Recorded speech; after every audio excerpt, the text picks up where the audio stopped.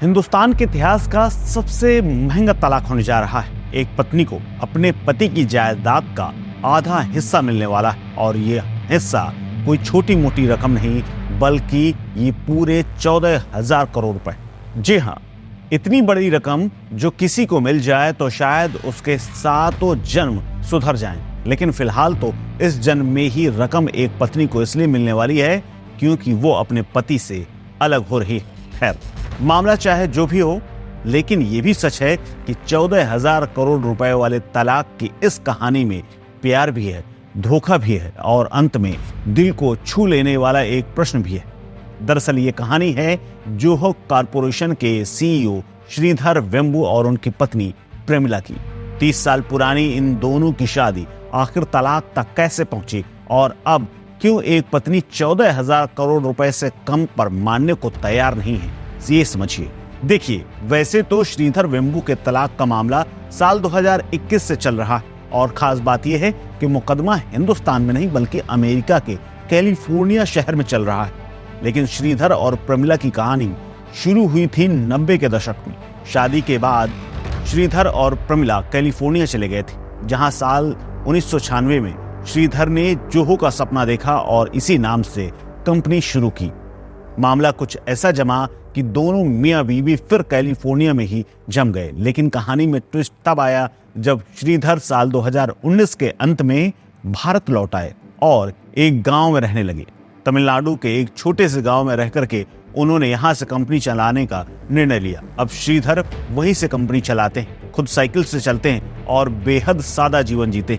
लेकिन श्रीधर जब इंडिया वापस आए थे तो उनके साथ प्रेमिला नहीं आई, लिहाजा धीरे धीरे उन दोनों के बीच में दूरियां बढ़ने लगी। झगड़े बढ़े, दूरियां बढ़ी और फिर गलतफहमियों ने अपनी जगह बना ली। आखिरकार तलाक के लिए अगस्त 2021 में कैलिफोर्निया के सुपीरियर कोर्ट अलामेडा काउंटी में तलाक की याचिका दायर कर दी गई। प्रमिला का दावा है कि उन्होंने जोहो को बनाने में अपने पति की पूरी मदद की और वो कैलिफोर्निया के कम्युनिटी प्रॉपर्टी लॉ के तहत शादी के दौरान कमाई का आधा हिस्सा मांग रही। जोहो की मौजूदा कीमत करीब 3 से 4 बिलियन डॉलर के बीच में, लिहाजा प्रेमिला का क्लेम 14,000 करोड़ के आसपास जाता है। प्रेमिला ने कोर्ट में दावा किया है कि शादी के समय से ही वो श्रीधर को जोहो में सपोर्ट कर रही।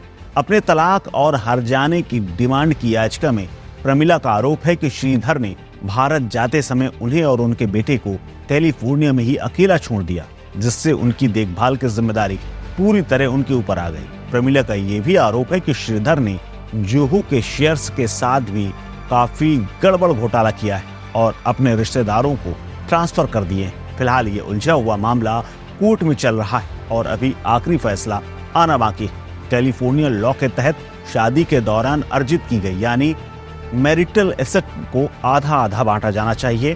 प्रेमिला दावा करती है कि उन्हें कम हिस्सा देने के लिए सारा शेयर पहले से ही किसी और को ट्रांसफर कर दिए गए। कुल मिलाकर के 30 साल की शादी अब एक ऐसे मोड़ पर खड़ी हुई है जहां दोनों एक दूसरे का चेहरा नहीं देखना चाहते। श्रीधर और प्रेमिला के रिश्ते में अब अगर कुछ बाकी है तो वो है मुआवजा। हालांकि अभी वर्क फ्रंट की बात करें तो श्रीधर भारत के सबसे कामयाब उद्योगपतियों में से एक।